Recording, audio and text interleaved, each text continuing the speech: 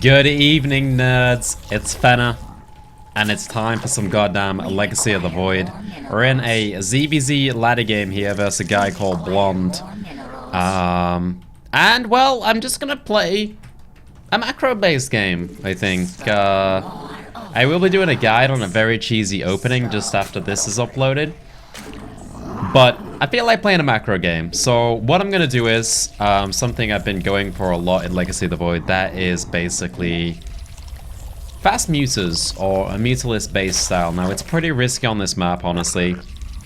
There's some very close positions on this if you get a bit unlucky. And I do like to roach ling if I do get those positions a lot. But right now I feel like a macro game, so we're going to do that. So basically, Legacy of the Void, we're opening 17 hatch, and then I'll be going into an 18 pool as well, and then a gas after that. Now, it gets a bit risky on 4-player maps like this because of the 13-12, which is really common right now. And basically, since the Overlord spawns on 12 instead of 6, you get to see things a lot later. And I've got some weird FPS drops here. Hopefully it's not too bad. I've had quite a couple of problems with FPS drops since Legacy of the Void came out, actually. But yeah, hopefully it's not too bad.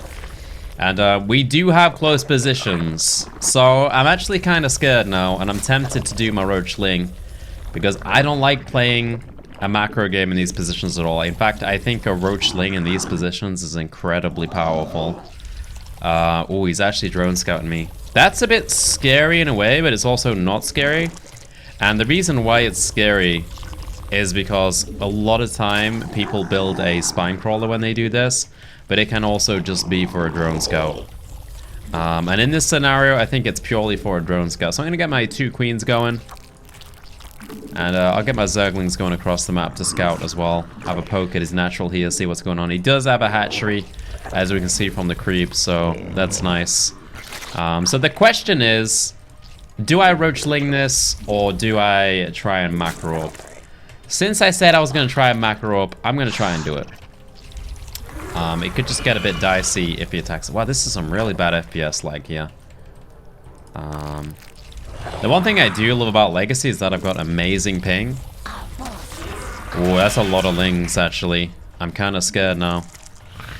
So I'm going to pick up my Bane Nest. And also a 3rd queen.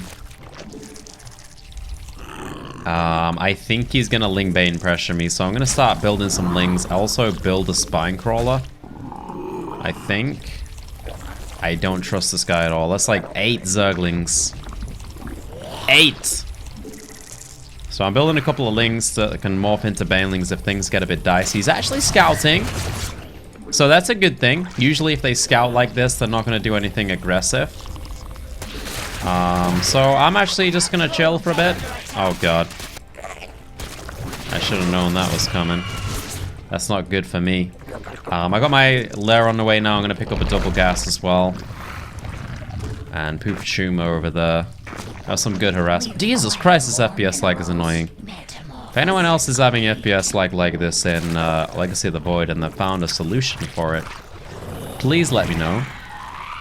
As it's a bit of a pain in the ass. It's like just random spikes, and it doesn't actually show on my FPS meter that it's dropping. So it's very weird. I'll get my 4th gas now, and I'll start thinking about my 3rd base as well.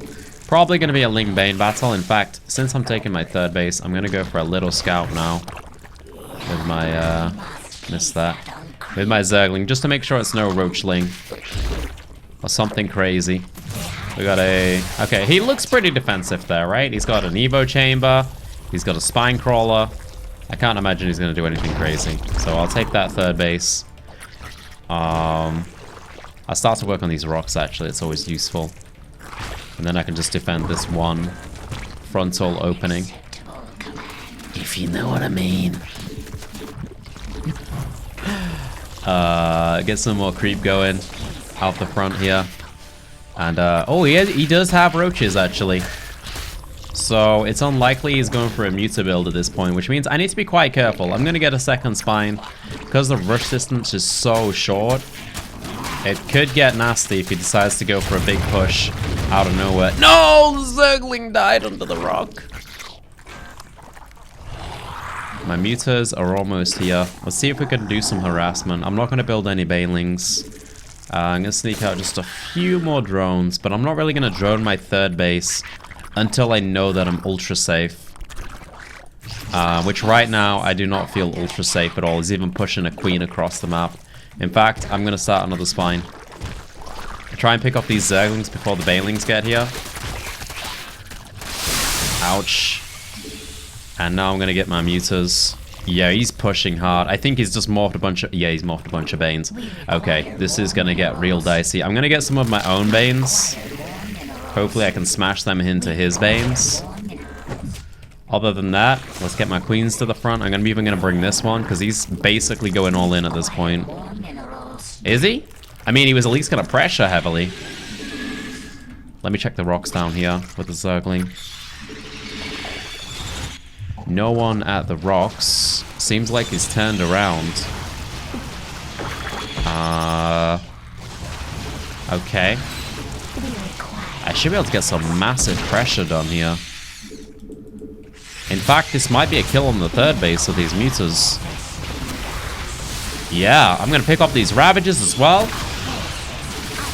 Shouldn't really be able to hit me with those. And that's it! That's it!